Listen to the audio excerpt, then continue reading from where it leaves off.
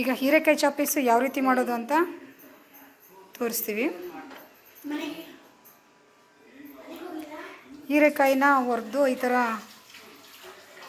Cut ಮಾಡಿ ಇಟ್ಕೋಬೇಕು. ಒಗ್ಗರಣೆಗೆ ಈರುಳ್ಳಿ, ಕರ್ಬೇವಿನ ಸೊಪ್ಪು, ಸ್ವಲ್ಪ ಮೆಂತ್ಯ ಸೊಪ್ಪು ಒಗ್ಗರಣೆಗೆ ಇಟ್ಕೊಂಡಿದ್ದೀವಿ. ಮಸಾಲೆಗೆ ಈರುಳ್ಳಿ, ಬೆಳ್ಳುಳ್ಳಿ, ಹಸಿಮೆಣಸಿನ್ಕಾಯಿ, ಕೊತ್ತಂಬರಿ ಸೊಪ್ಪು, ಪುದೀನ ಸೊಪ್ಪು ಮತ್ತು ಪಾಲಕ್ ಸೊಪ್ಪು, ಸ್ವಲ್ಪ ಕಾಯಿ, ಶುಂಠಿ, ಚಕ್ಕೆ ಲವಂಗ, ಸ್ವಲ್ಪ ಕಡಲೆ, ಗಸಗಸೆ ಮತ್ತು 2 ಟೊಮೊಟೊ. ಈಗಿಷ್ಟು ರುಬ್ಬಬೇಕು ಇದನ್ನು.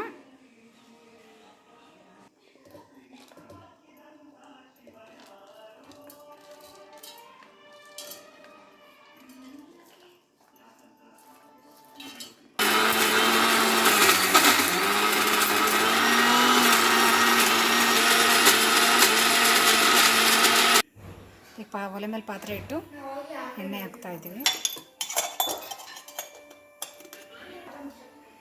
ಒಗ್ಗರಣೆಗೆ ಈರುಳ್ಳಿ,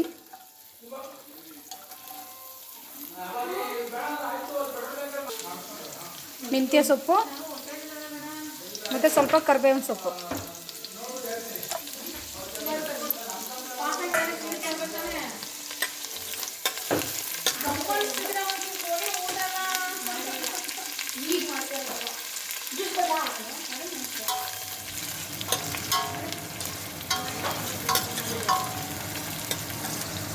ಸ್ವಲ್ಪ ಅಡಿಗೆ ಅರಿಶಿಣ,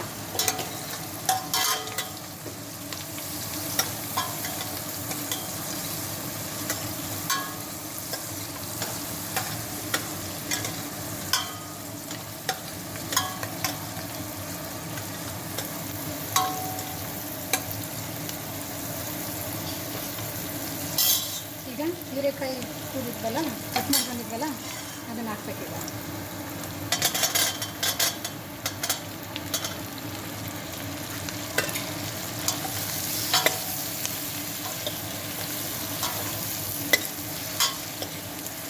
ಸ್ವಲ್ಪ ಫ್ರೈ ಆಗಬೇಕು. ಇದು ಹೀರೆಕಾಯಿ ಸ್ವಲ್ಪ ಫ್ರೈ ಆಗೋ ತನಕ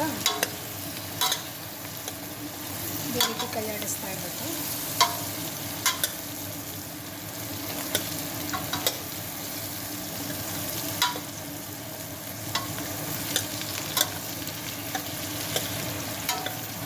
ಈಗ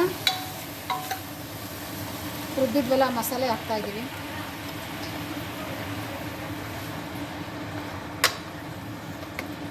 ಈಗ ಅದೇ ಜಾರಿಗೆ ಸ್ವಲ್ಪ ನೀರು ಹಾಕ್ಬಿಟ್ಟು ಅದನ್ನು ಸ್ವಲ್ಪ ನೀರು ಸೇರಿಸೋಣ ಜೊತೆಗೆ.